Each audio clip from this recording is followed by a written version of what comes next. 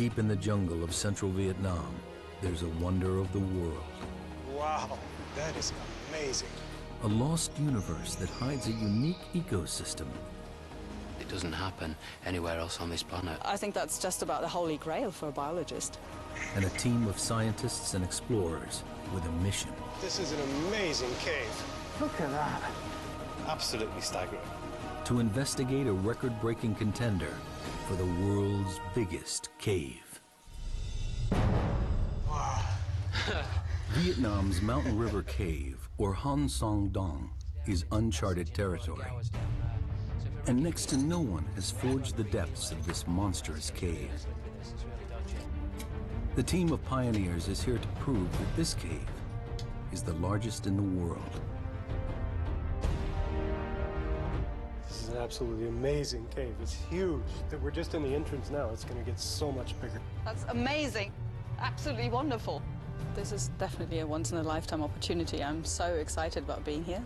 Practically the first person to set foot into the cave. It's a wonderful opportunity. In 2009, caver Jonathan Sims was one of the first humans ever to enter here. But deep into the long cave passage, he was stopped short by a forbidding rock face. Now he's back with caving expert and expedition leader Howard Limbert. He brings more advanced climbing equipment and a commitment to reach the top of the wall.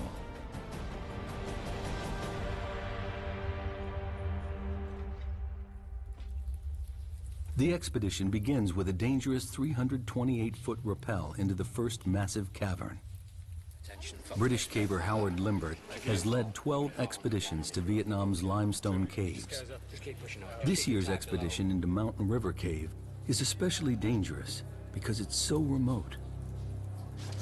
Well,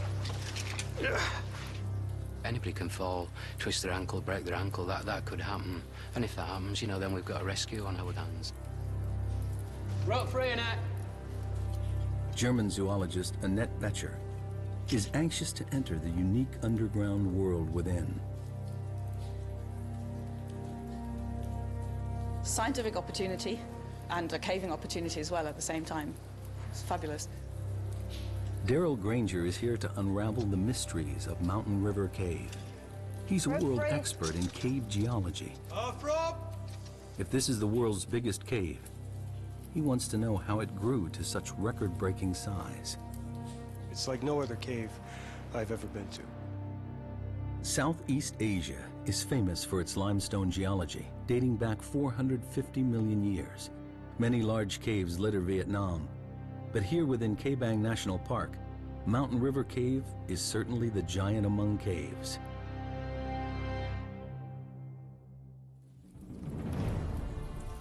In the 2009 expedition, Limbert and his team were only able to fully explore the first section of the cave. But they found areas they estimated to be about 500 feet wide and about 650 feet high. That's over 3 times the height of Niagara Falls. Deer Cave in Sarawak, Malaysia, currently holds the title World's Biggest Cave. From what they saw last time, Limbert's team is convinced this cave may be bigger. Let's try and get the map of the cave in some sort of order. Yeah, To claim the world record, they need hard evidence. All this is unmeasured. That's why we've got to survey it. To find, you know, just how big it is, whether it is the biggest cave in the world, we've got to do a serious survey. This passage here, for surveying, it was really, really hard work. Jonathan Sims is one of the 4 cavers who drew up this rough original survey of Mountain River Cave. And what we really need to do next is get over this wall. He knows the wall that defeated him back in 2009 is their biggest challenge.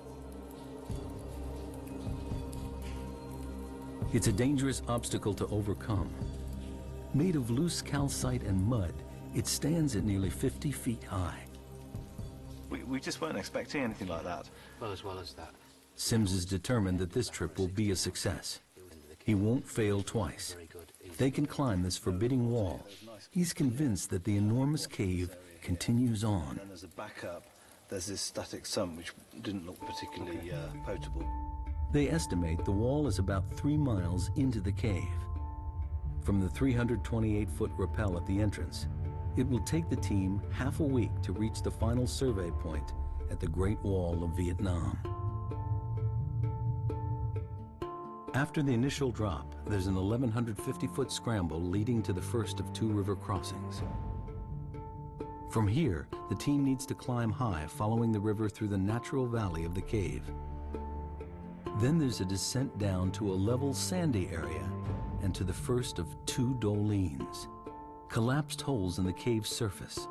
The dolines and cave beyond are where Betcher hopes to find new life forms, and Granger, the secret of how the cave was formed. Then, through a narrow section, across the larger doline, and into the second camp. So far, the final part of the cave surveyed is the last quarter mile before the Great Wall of Vietnam. And then, it's into the unknown.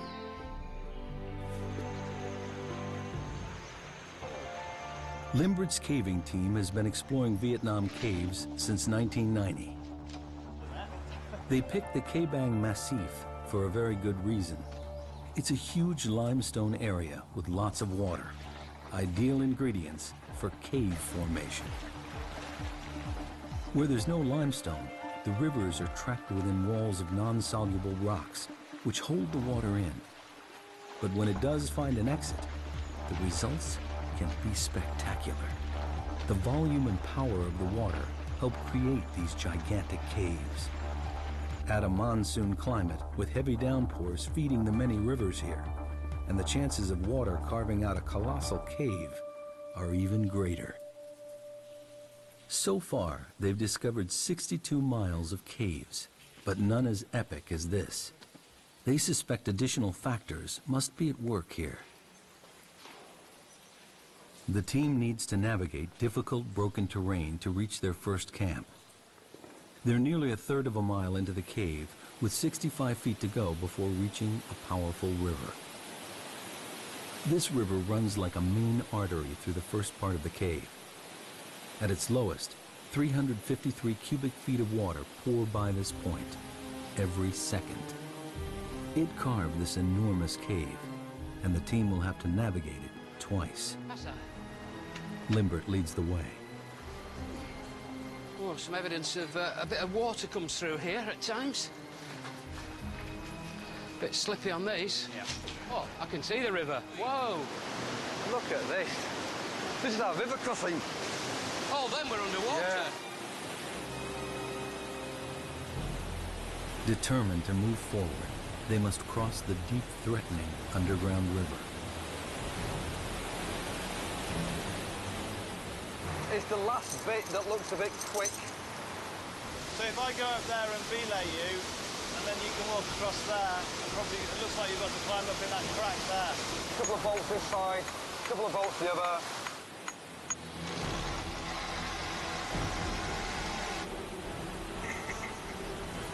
It's life and death, really. So, I mean, it has to be right. Worst case scenario, one of these pops, you've got to back up. That's why you've got to put, you know, make it as safe as possible, really. In full flow, the river could sweep any one of the cavers off their feet. And if it floods, it could rise to life-threatening heights, cutting off their escape route. What's the forecast for the next few days? Well, the forecast is good, but you can never be absolutely confident. Limbert chose the timing of the expedition very carefully. It's the end of the dry season, so the river is low. But any unexpected tropical downpour could cause the river to rise dramatically in just hours. Let's do it! Right, guys, you can start crossing.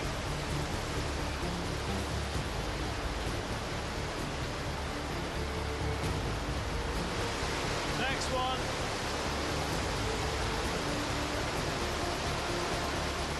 The most important thing is that you don't allow the river to sweep you away, because there's a load of rapids just down there, and we're not really quite sure exactly what's in the river beyond that, because we haven't seen it all the way. And there could be all sorts of very sharp rocks and all that kind of thing. And the last thing you want is to get swept down the river, because it could be serious injury or even life-threatening. I'm actually quite nervous about river crossings because I'm quite a slight build, and I've been in flooding caves before where when you put your hands on something, your legs just get swept away from underneath you and you can't get them back down on to get footing. It is actually really, really dangerous.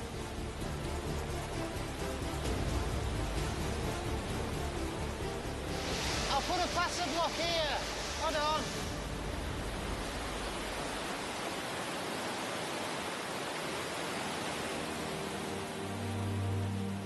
A major obstacle conquered.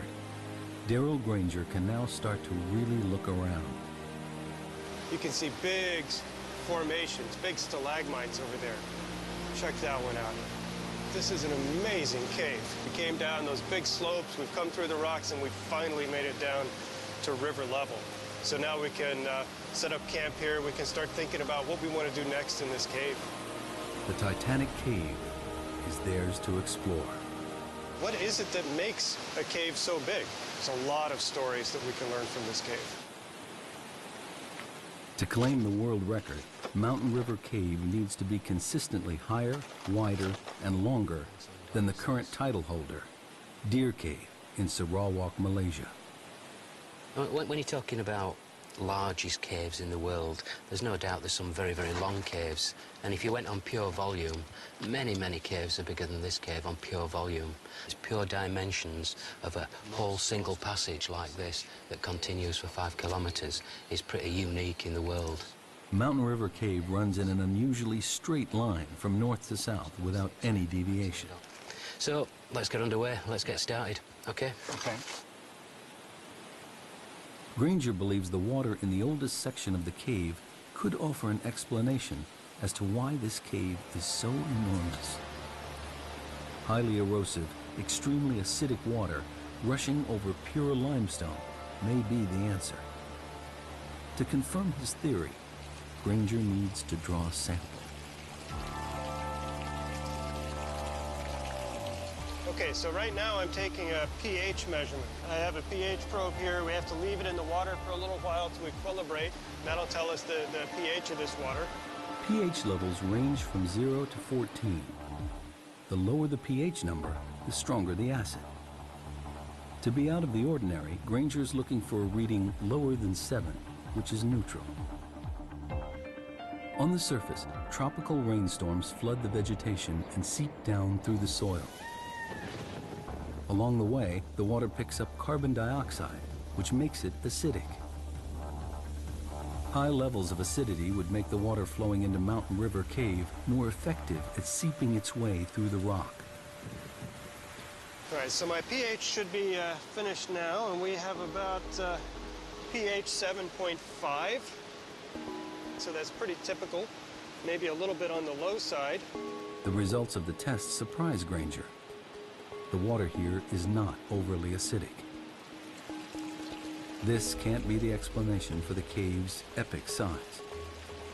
There's something strange going on here, and finding the answer to this huge puzzle is his primary focus. Granger needs to dig deeper. The explanation could lie in the river's efficiency at eroding the limestone. To test this theory, he measures how much dissolved calcium carbonate there is in the water. This will tell him how much rock erodes daily. I'm going to add some acid in here until the liquid turns yellow. And then the way this kit works, I can just read off from the syringe how much calcite is in this water. One more drop. So now it's yellow. Okay, we only have about 62 milligrams per liter. This means that every 1,000 gallons of water that passes by here carries 8 ounces of dissolved rock, about the size of a baseball each second. It sounds like a staggering amount, but for a cave of this size, it amounts to nothing. Like the pH level, the calcium carbonate result is ordinary and unexceptional. It's exactly the result a geologist might expect to find in any limestone cave river. These results don't help Granger understand why this cave is such a monster. The answers must lie deeper within the cave. Howard Limbert's team is a third of a mile into Mountain River Cave. They have food for 6 days, enough to get to the Great Wall of Vietnam and back. The team sets up camp. Rehydrating and replacing lost calories has to be carefully managed. Geomorphologist Dr. Hugh Nguyen and biologist Dr. Tai Nguyen of Hanoi University also join Limbert on the expedition. Hopefully the other porters will take all the other bags to our underground camp. This is a great trip. It's an amazing group. And everybody has pulled more than their weight. Annette Betcher goes deeper and further into the cave, looking for life. And like Granger, she's getting frustrated in her search. She is here to find undiscovered species, but so far only sees a barren landscape. It's a bit of a shame. I had great expectations, but with the wet flooding, I had to rethink basically my approach. The team is exhausted and settles down for their first night inside the cave. The next morning, they continue over half a mile further.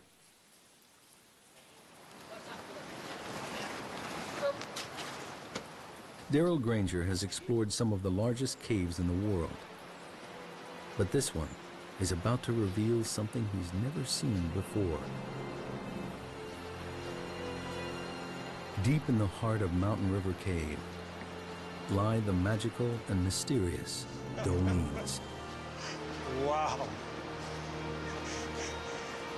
Yeah.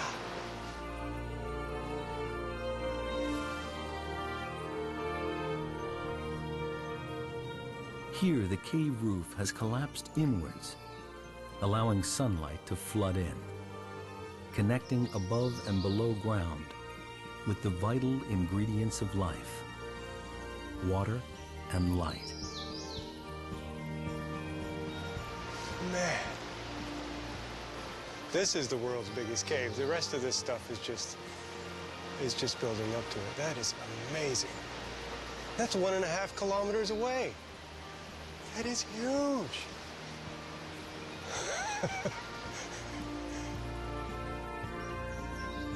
But that looks like, it's 100 meters away, like we're in a normal-sized cave. That's 1.5 kilometers. It's hard to even imagine how big that passage is. Here, a unique mini jungle has taken root, 1/4 mile below the surface of the earth.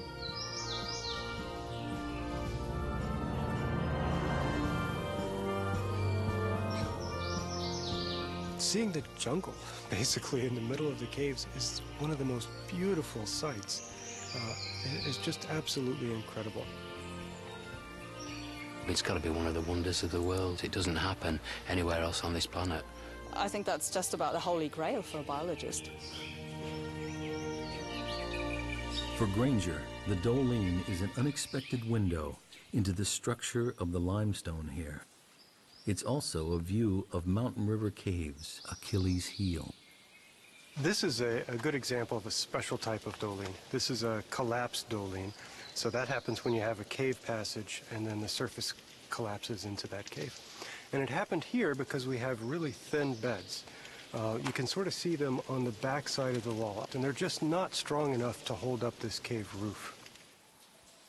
At some point in the cave's past, the river ate away at the cave roof where the limestone beds are thinner.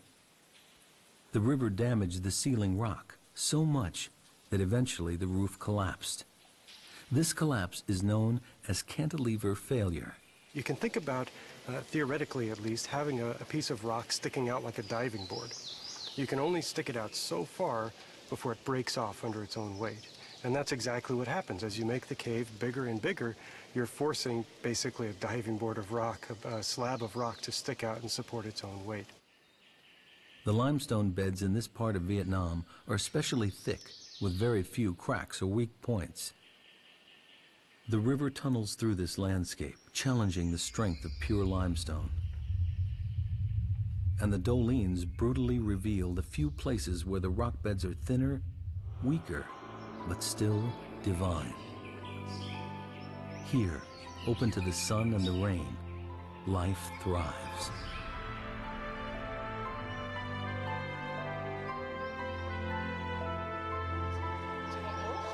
Dr. Tai Nguyen and Annette Betcher are the first to climb into the undergrowth. She's eager to tap into Nguyen's expertise in rainforest plant species to figure out how this subterranean wonderland compares with the surface. After disappointments in the first part of the cave, the Doline fulfills Betcher's expectations. Here is an area rich with life, a unique and unexplored ecosystem. This is absolutely fantastic. It's a treasure trove for biologists. And everything that lives here has got here by complete chance. So birds have dropped seeds, plants have sprouted up. This species outside is evergreen. Okay. Yes. Right. But here it's fall down the leaf in the winter, I think so. Okay, so you think it's evergreen outside, but it's deciduous in here. And so the young leaves are those, the red leaves? Are those young leaves? Okay, right. Betcher had hoped to find new species of plants, evolved to flourish in this strange underground world. But Nguyen doesn't see examples of unique evolution. Instead, he thinks the plants in the Doline are showing extreme adaptation. It's a process known to biologists as phenotypic plasticity. In particular in plants, their outer form is very variable. They can adapt themselves very much to their environment. So there could be two plants that are perfectly the same species, have the same DNA, but because they're in a different environment, they actually look quite different. That's the plasticity bit. So I think we're seeing an example of spectacular phenotypic plasticity. Unique adaptations appear throughout the Doline. In the tropics, trees are usually evergreen due to the absence of seasons. But down here, they're deciduous, with sparse foliage and narrow trunks. Dr. Nguyen theorizes that this is how the trees adapt to the comparative lack of water and shortage of light.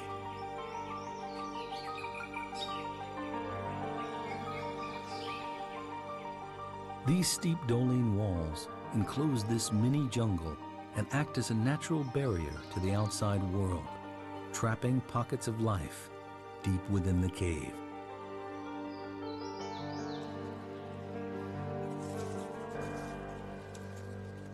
Betcher looks for soil thick enough to lay some surface traps. Alcohol will preserve any creatures that venture in.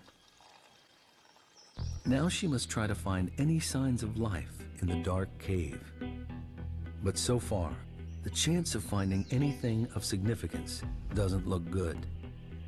Could the acidic water that created this cave also be destroying all life within? In the wet, active part of Mountain River Cave, Daryl Granger discovers a clue as to why the apparently very ordinary water here has carved out such an extraordinary cave.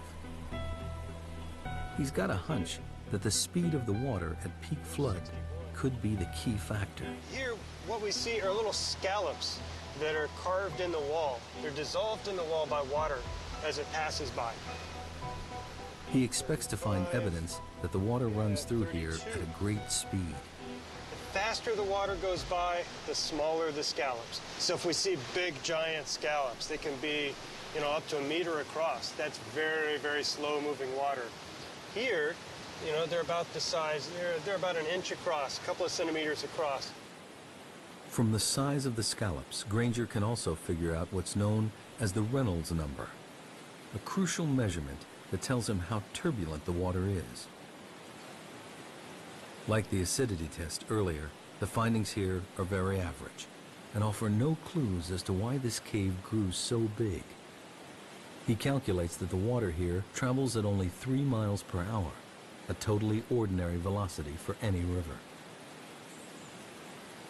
Although Granger's drawn a blank on his quest, he might still be able to help Betcher on hers. He considers the chronology of the cave's life. I think what happened is the first Doling collapsed, and it's acting like a big dam right in the cave. Right. We passed that Doling, and suddenly everything dries out. We don't see the sand. Becomes more normal. Becomes more of a normal, less active cave. And that's where the wildlife comes in, because if it doesn't get flooded out every 10 years or so, it has time to evolve. For Granger, the formula for how Mountain River Cave grew so big remains a mystery. This area has the right ingredients for a big cave. Unusually large beds of pure limestone and heavy monsoon rains feeding a deep river. But the water's speed and turbulence doesn't reveal anything, and Granger is almost at a loss. Aye!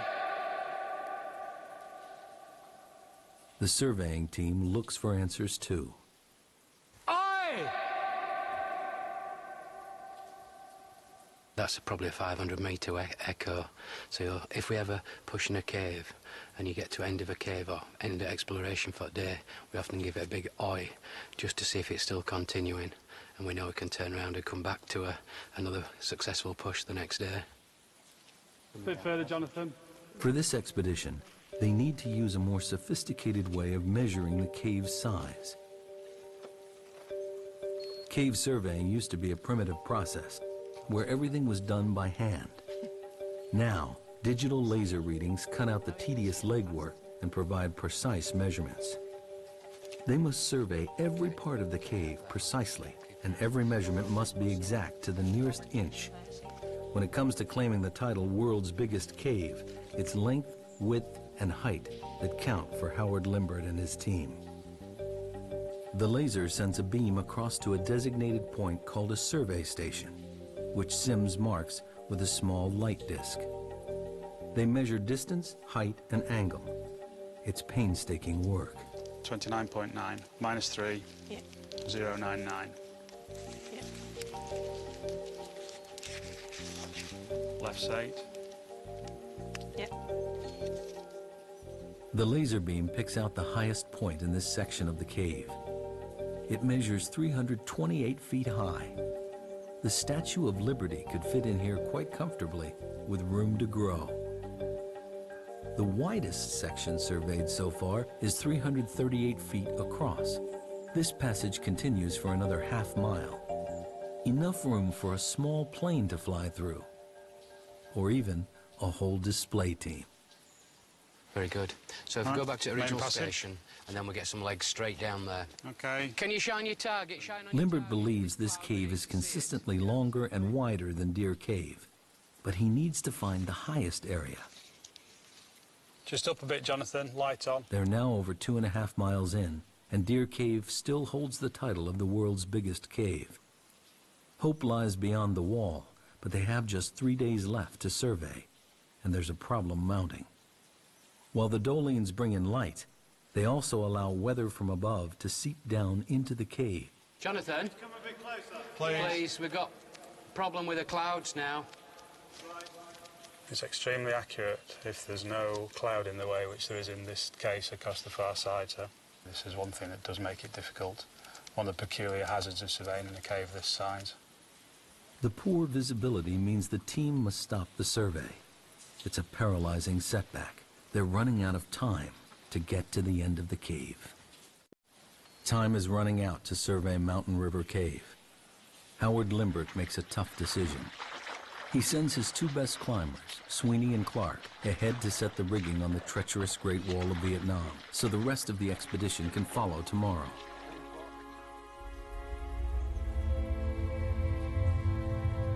If they can't scale it, they may not finish the survey, and we'll never know just how big this cave really is.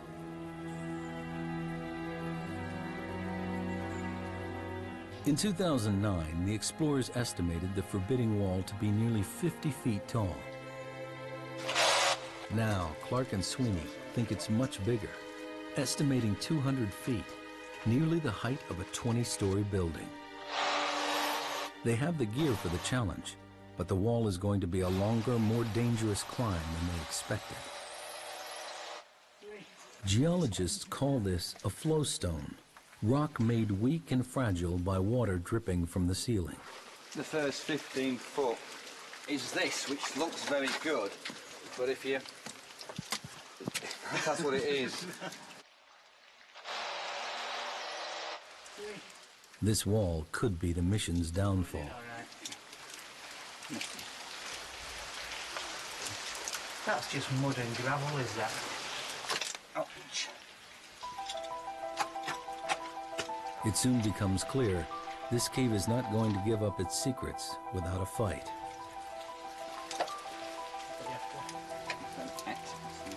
It's just crumbling away. That's all. It's crumbling away. Sri and Clark have been building up to this for over a year.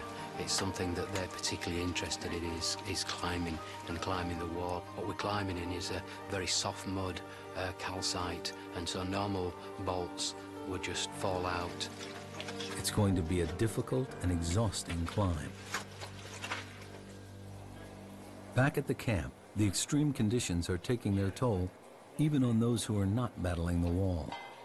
What can be quite difficult is just living in can be quite squalid conditions. You've got to keep things clean. It's very dirty at times. You're getting sand and dirt in everything, be it your caving equipment, all this clothes. Feet are a big problem because you're continuously wet or sweating or going through rivers.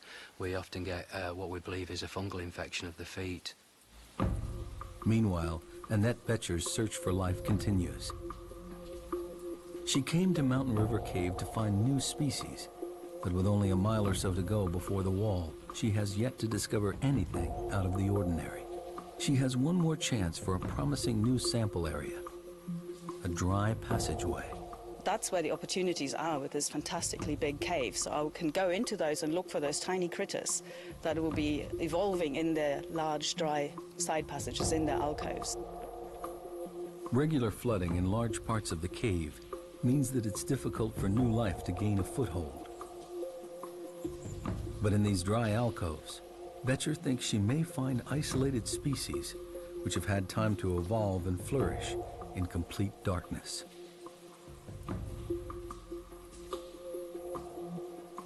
The smaller and more primitive the species, the better equipped it is to evolve quickly. Evolution takes a long time. If you have something like 2 or 3 generations a year, you can evolve at much greater speed. And mammals don't tend to have those generation times, so a white blind bat in the cave is unlikely. Because of the cave's sheer size, species can easily get cut off from each other. In isolation, Betcher believes it's possible for weird and wonderful offshoots to evolve. Oh my word, look at these. Zoologist Annette Betcher finally strikes gold in Mountain River Cave. This is the first white woodlouse that I've seen ever in the cave. On the surface, they would be dark colored, probably dark gray, slate gray or black. This is not something I expected to find here, so I'm very pleased. Come on. I'm almost 100% certain that this is a new species.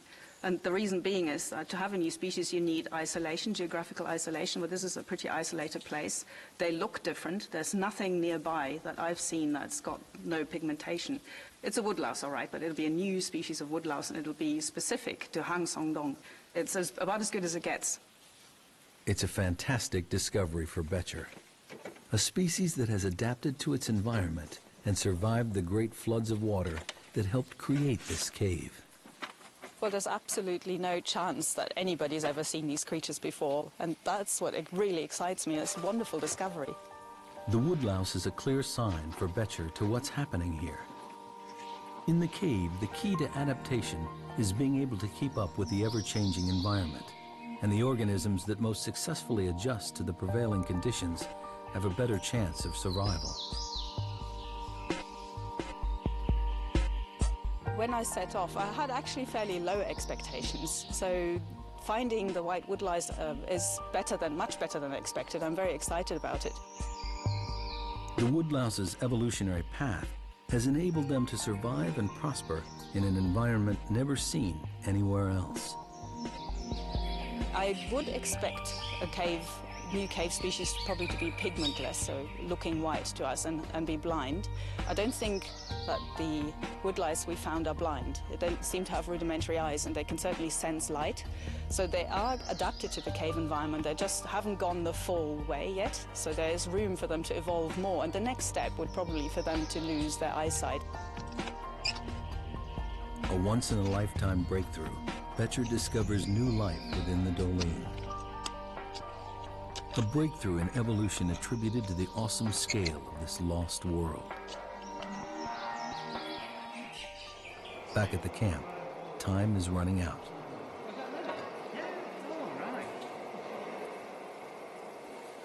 Climbers Sweeney and Clark continue in their battle to secure rigging on the wall and ready it for the rest of the team. If they don't succeed, the team can't complete a definitive survey. Limbert and the rest of the party wait nervously for news.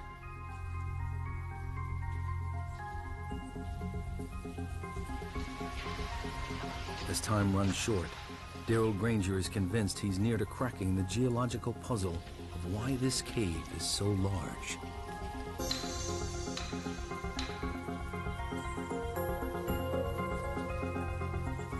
Huge volumes of water, pure limestone, and a tropical climate are important factors.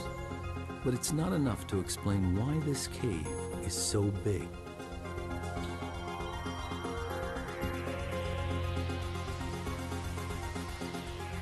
In a bid for answers, he returns to his maps of the region.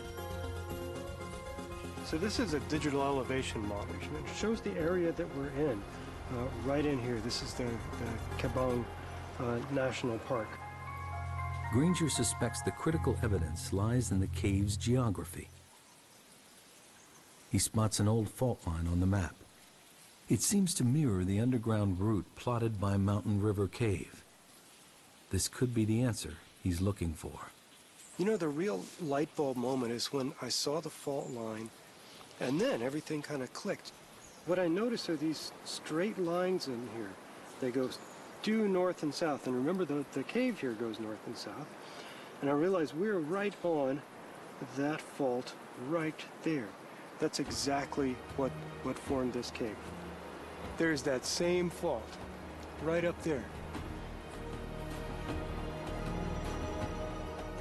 Once, a river ran where Mountain River Cave exists today. There was a deep vertical crack in the Earth's crust, a fault. Eventually, the river water eroded the limestone and went deep underground.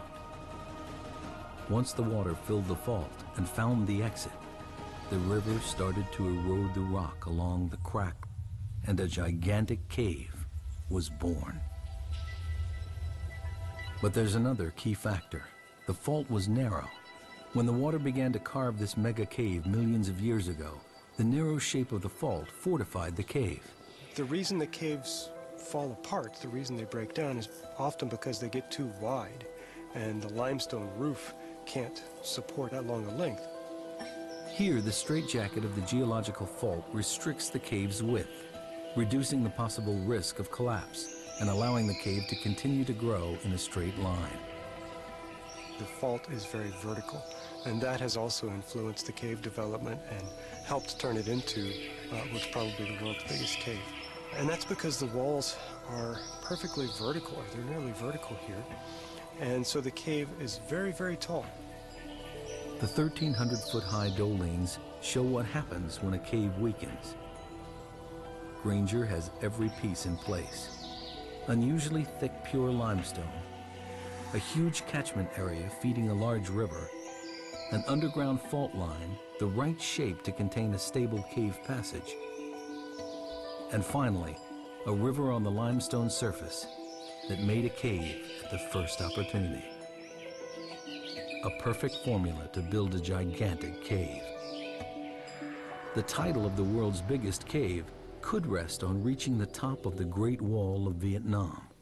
But first, they need to know if Sweeney and Clark have managed to climb it. 2.5 miles in, Limbert finally gets the news he's been waiting for. His team has reached the top of the wall. The height or pitch is even more than anyone anticipated. used something like 80 metres. I think we've used about 80 metres of rope. 80-metre pitch? 80 metres. 80 metres. Great news, yeah. That's his main objective of this trip, is to get up that wall, and we've done it. This morning I was very doubtful we were going to do it. I thought we were going to be too tough, but they managed to get up. They've done a brilliant job. 80 metres is a big climb in those conditions. The good news brings speculation as to what lies beyond the wall. It's a long way. I'm not going to be surprised if that's the end of the cave. I know Howard thinks it's going to turn left. My inclination is it's going to go straight there and terminate. But, you know, that's what we're going to find out.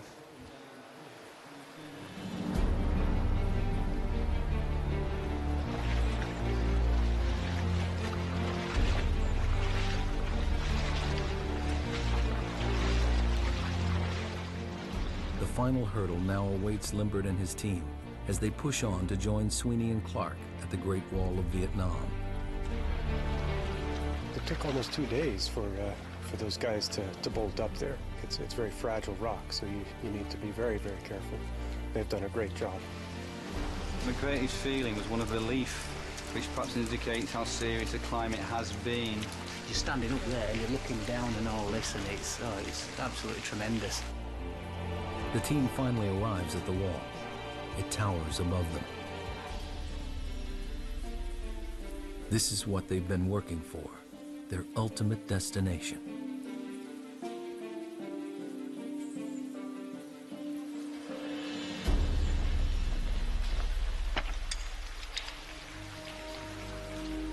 Limbert and Jonathan Sims are looking for a section of the cave that beats the highest point in Deer Cave. They haven't found it yet. And if they can't get up the wall, they'll never know how tall the cave really is. It'll be very, very dangerous. So we'll have to be very, very cautious going up the wall. It's only for experienced cavers, really. Limbert makes a difficult decision. Only the surveying team will go up the wall.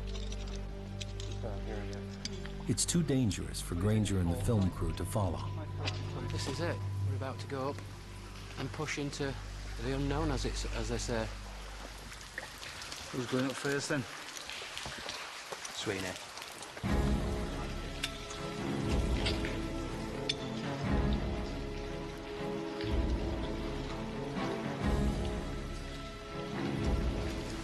Ready to rock. You just have to hold a bit of tension for the first bit like that. We're all on tenterhooks waiting to get over this wall to see what's next. Yeah. The film crew rigs one of the cavers' helmets with a camera to record the climb.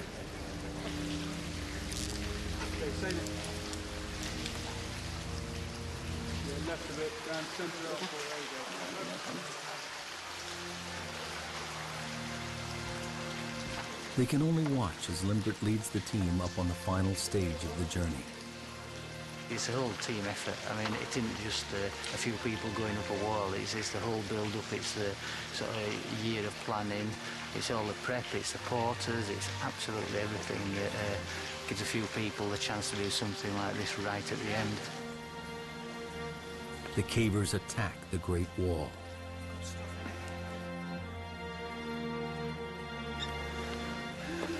Absolutely fantastic. It's just something else, is this? Look at that.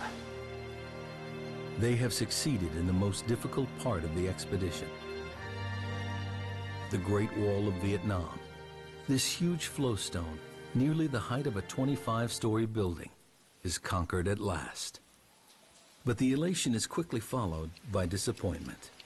As Granger suspected, Mountain River Cave ends here. An exit to the outside jungle lies just 984 feet beyond the wall. With no more cave to survey, the team gathers the final measurements from the top of the wall to the ceiling. The highest point in Deer Cave is 574 feet. They've just climbed 236 feet up the wall and can now calculate the height of the whole passage. 45.8. Sims reads the final crucial measurements. 188. Can you just do the height of the passage there, Jonathan? Yep, so massive. Absolutely huge. Absolutely. Finally, they get the readings they've been waiting for. It's 96.4. 96.4! That's incredible. Jesus. That's incredible. Altogether, the measurements show Mountain River Cave is the world's biggest, with the passage continuously higher, wider, and substantially longer than any other cave in the world. It's a fabulous cave, a really, really fabulous cave. Really enjoyed ourselves. We had a great time, we're having a really, really good time. It's just mind-blowing stuff, is this? It really is, and it just doesn't get much better. This has been a tremendous experience for me. I feel very lucky to have been invited on this trip to see the world's biggest cave and try to figure out the science behind this cave. Just very privileged and lucky to be along on this trip with Howard and his team.